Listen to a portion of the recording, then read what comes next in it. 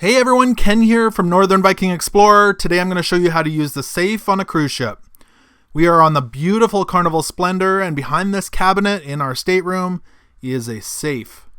Now this safe has a touchpad on the front, and there's also a star button, which is the lock button, and a pound button, which is the clear button on this one.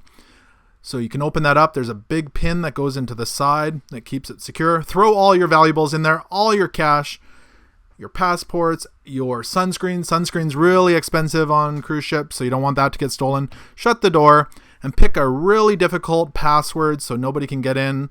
I'll do a really hard one. 1, 2, 3, 4, and then hit the star button, and that's going to lock right up.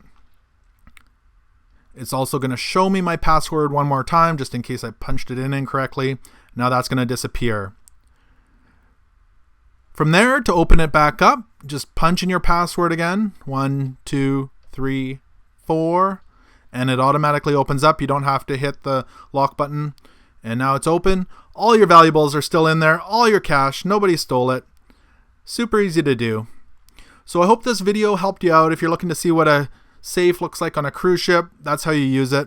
Remember to like and subscribe. I've got plenty of videos coming up that I'd love to share with you. Take care.